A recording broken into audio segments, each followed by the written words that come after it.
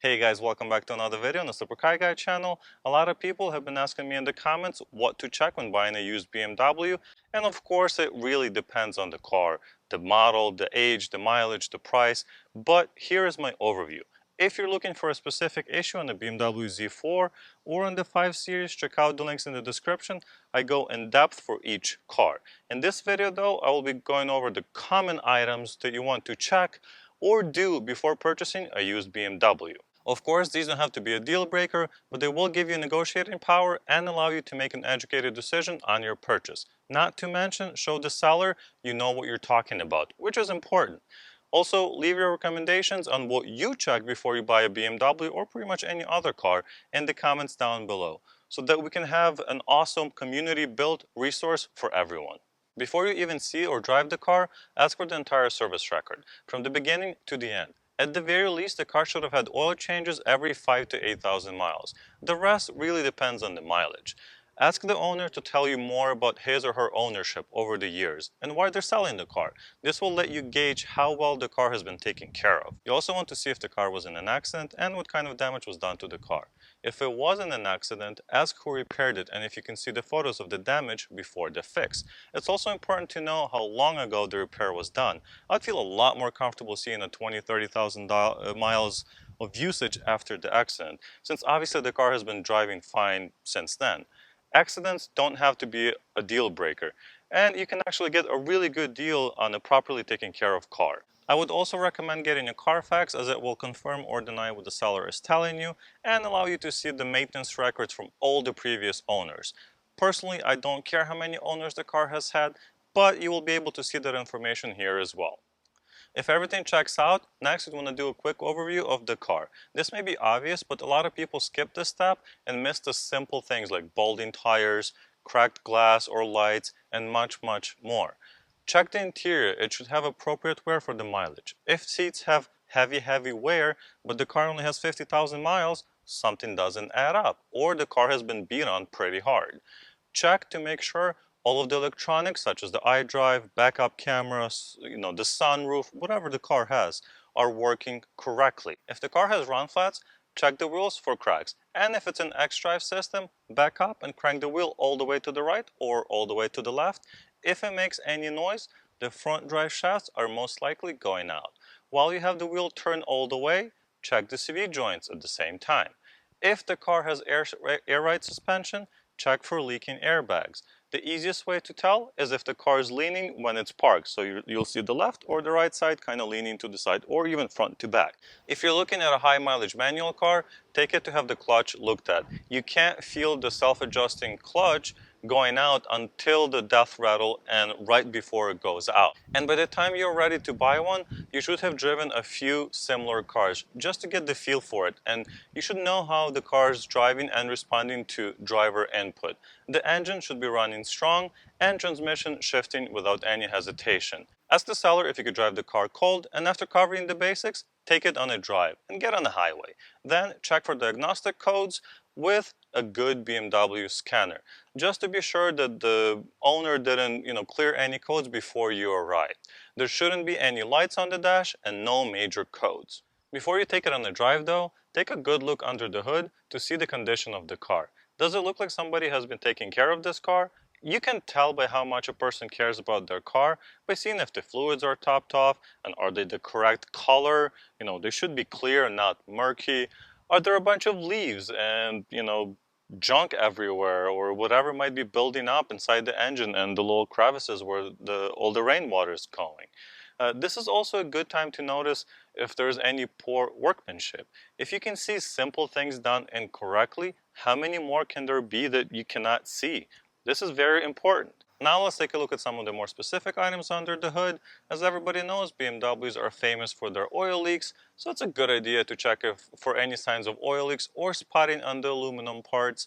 This would indicate that somebody has wiped the oil off recently, but it's been leaking long enough to where it left certain spotting on the aluminum parts.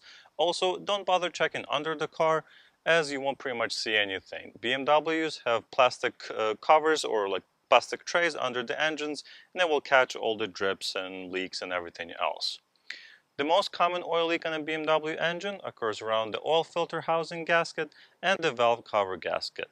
Depending on the engine, it could be very easy to spot if it's on a 4-cylinder like that car has, or pretty difficult to see on a V8 like the 550 has.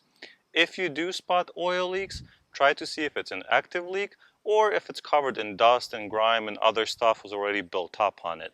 The oil leak is not necessarily a sign of poor maintenance unless the leak has been there for a significant period of time and never fixed.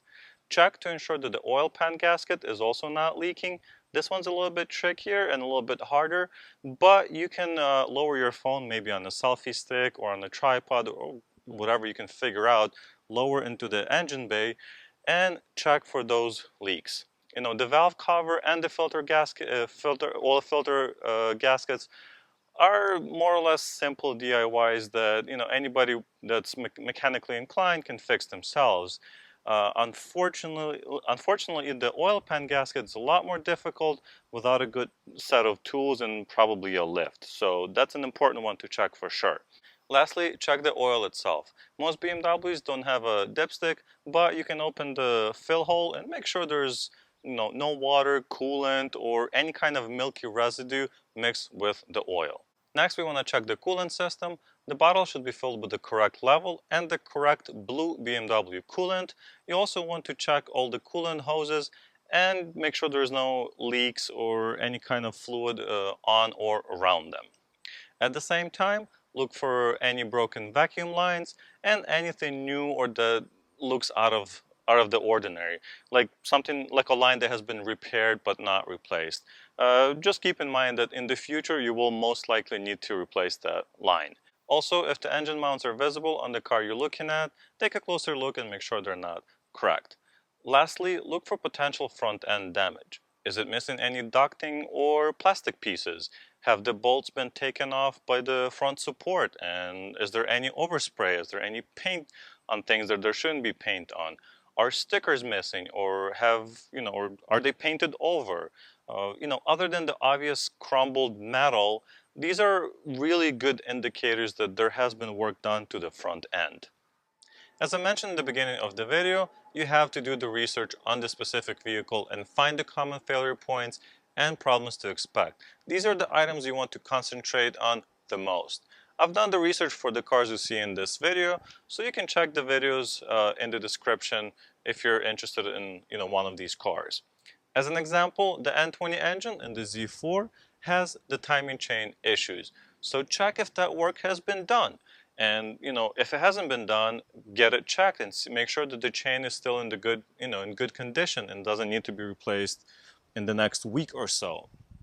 And speaking of the convertible, check the roof functions. Make sure it functions properly. It opens and closes properly. There shouldn't be any squeaks or rattles when in operation. And if you take a look at the 5 Series, you have to check if the CCP or the customer care package has been done on all pre-2014 models. It's so important. It's a major service that fixes many issues on the early cars. Also, has the car had, the timing chain or the valve seals or the engine replaced? These jobs are not uncommon on these higher end 5 Series and 7 Series cars. So this information is very good to know before you see the car. This way, if this stuff has already been repaired, you'll know if it's already been repaired or if it's something you need to budget for. The last check you can do before taking it for a ride is to get on the ground or use one of those little mirrors and take a good look underneath the car for any signs of damage. Once you're satisfied, take it to a good Euro Indie shop for a professional pre-purchase inspection. Even after checking everything I've mentioned in this video, it'll be the best $100 to $150 you'll spend when buying a used BMW. Short of doing a compression test, you'll want to know every little thing about every system in the car, and a professional mechanic can do that for you. If there are too many negatives, move on or calculate that into the price. Unless you're willing to do a lot of the work yourself, the cost of repairs could easily dwarf the cheap price of the vehicle. Sometimes it's best to spend a couple $100s and either have the peace of mind or save yourself from unexpected thousands. And lastly, don't forget, you're buying a BMW. Check your wallet, check your credit card balances. Make sure there's enough in there for repairs and maintenance. So thank you guys so much for watching. I really appreciate it. Don't forget to leave your comment down below. Like the video if you enjoyed this type of content or found it useful, and I'll see you in the next one.